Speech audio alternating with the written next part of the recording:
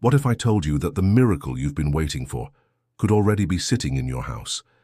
That the very thing that can turn your despair into abundance has been within reach this entire time?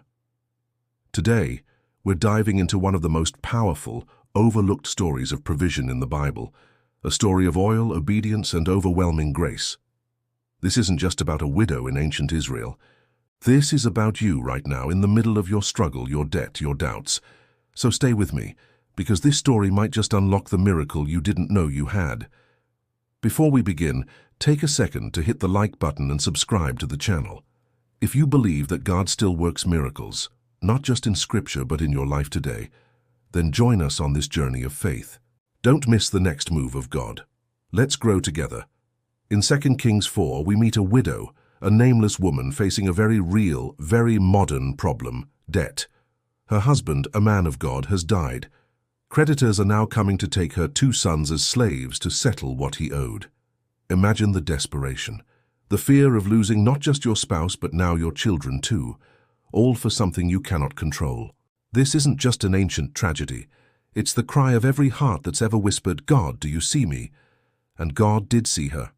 Through the prophet Elisha, he revealed a principle so timeless, so divine, that it echoes through every generation of believers.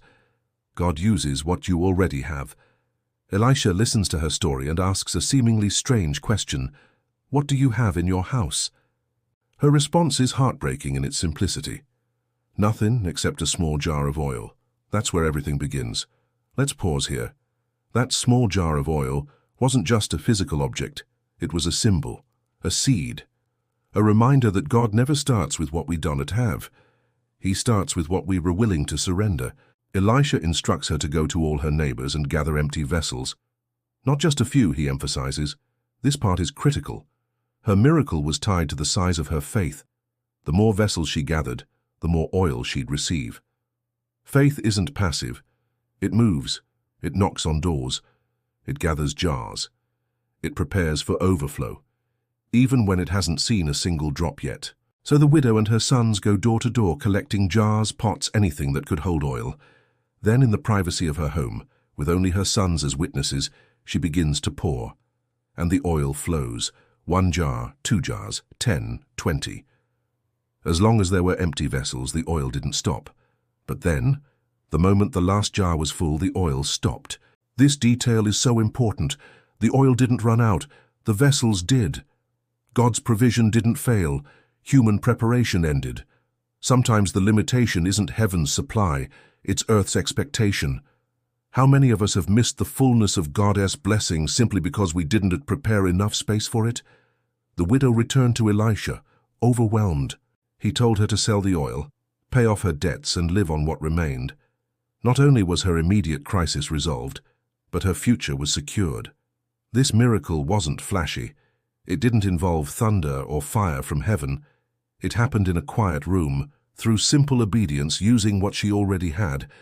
And maybe that's the miracle you need today. Not a dramatic change, but divine multiplication. Not a new blessing, but a new perspective on what's already in your hands. What's in your house? What gift, what skill, what small jar of oil have you overlooked because it seemed insignificant? God doesn't need much to do a lot. He just needs a surrendered vessel. Maybe it's your time, maybe it's your voice, your story, your compassion, your ability to listen, your courage to forgive, your creativity, your endurance, your tears. God is still in the business of filling empty vessels, but you have to bring the jars. So here's the question. Are you making room for the miracle? Are you gathering your jars? Are you trusting that even in your lack, God is preparing to pour out more than enough? If this message spoke to your spirit today, if it reminded you that your miracle might already be in your house, then don't leave without doing 2 things. Hit that like button to let us know you're ready to make room. Subscribe and join our community of faith, where we believe that God is still multiplying oil in hidden rooms around the world. And if you know someone who's running low on hope, share this with them. Be the vessel that carries the oil to someone else's miracle. You are not empty. You are not forgotten. You are exactly where God can fill you.